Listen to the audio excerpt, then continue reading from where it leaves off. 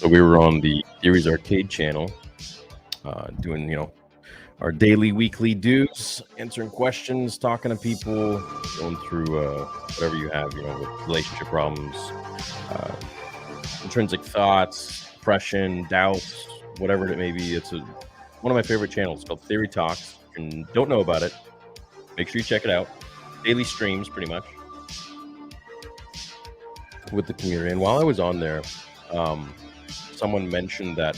I was the music here for a sec. Someone mentioned that there's like a new Twitter thread or Reddit thread that I wasn't aware of, and I was wondering, what is this email that I got today? And this email was, "You have a new message from you Reddit Care Resources. Hi there. A concerned Redditor reached out to us about you. When you're in the middle of something painful, it may feel like you don't have a lot of options. Whatever you're going through, you blah blah blah." And it gave like a suicide hotline address and like a bunch of other addresses and numbers and stuff like that. And I'm like, what?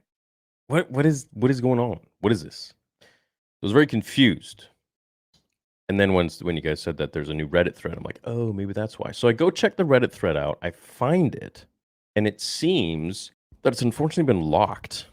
So it was made a couple days ago. It's popping off, pretty hot. It's pretty popular right now. And I was getting some messages and stuff too on Twitter and Instagram in regards to people like, "Hey, like I'm sorry about all the hate going on." And like, look, I'm pretty, used to people hating, but I was like, this is an overwhelming amount of like sympathy, and I'm like, what, or like support. And I'm like, what's going on? What's the deal? So I guess this is what it's about, right? So, anyways, I figured if we're gonna read it, I just want to make a stream out of it. Might as well monetize it, and let's have some fun with it. So it's been a while since I've done one of these, so let's get right to it. The other fella he streams with, clearly using theory, and he likes to be a yes man instead of pulling him back. Josh? Oh, shit. Okay. I used to love him as well. He became a jerk, and apparently he's been banned from a few conventions but won't admit it. I don't, I didn't know I was banned from any conventions, but if anything, there are conventions trying to get me out there. But his arrogance went through the roof the same time he started posting videos from inside his Lambo. Oh shit. Okay. I can hardly believe he's truly top of the pile, and even if that is the case, it is totally undeserved. Plus, his Palpatine imitation is cringe. Fuck you. My apprentice, my Palpatine imitation is top tier. I like my Palpatine impersonation. I think it's fun. He thought Andor was just okay, which is a pretty bad take. It was just okay. Look, in the grand scheme of things, like, yeah, it's a good show, high production value, good acting, good music, and all that. But that's not what makes a good show, dude.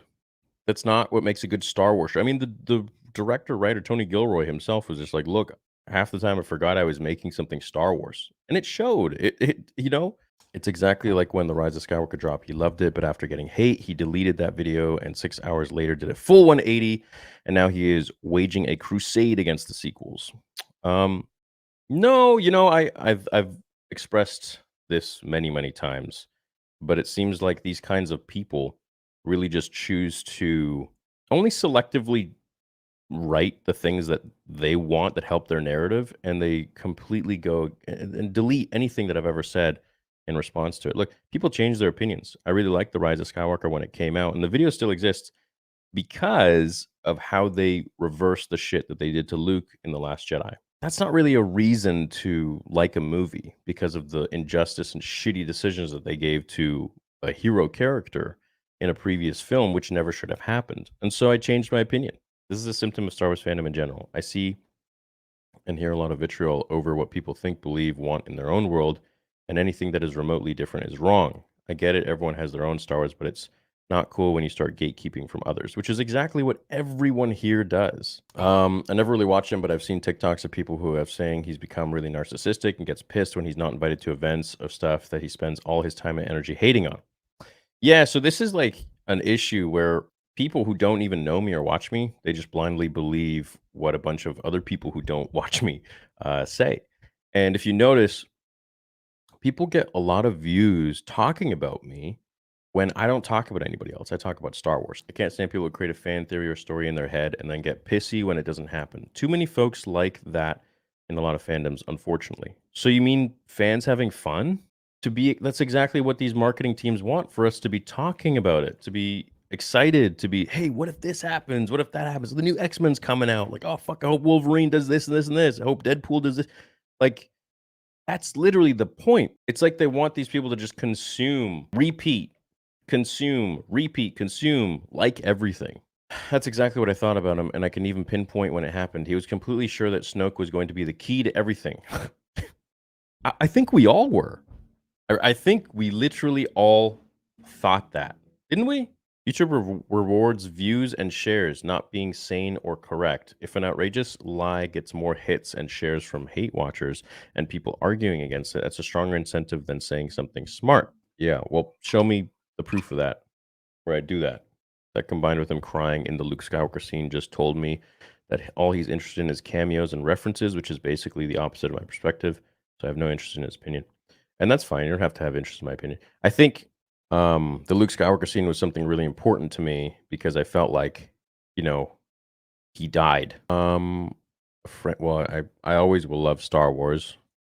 I just may not like the Disney Star Wars stuff as much, but I'll always love Star Wars. Okay, is this about me? I would say shortly after Last Jedi came out, I liked his old fanfic videos. They were stupid, but in a good way.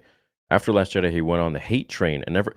I don't know why it's called a hate train. It's if you don't like something, it's not a hate train. It's just you don't like something.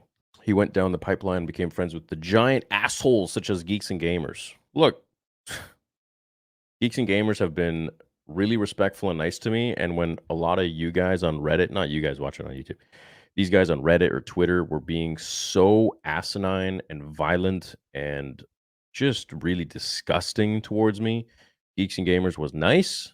They were respectful. They stood up for me. And me and him actually fucking hated each other. Star Wars Theory became toxic when it became lucrative to do so. He's nothing but a grifter playing the game, it seems. There's that grifter word again. It seems he became the very thing he swore to destroy. Nah, he's just a dildo. Hey, you know what? Fucking dildos could be. A lot of people like dildos. Hey, see, this guy gets it. Can confirm. Well, literally crying means that you're actually crying. I wasn't actually crying. I never cried about Pablo.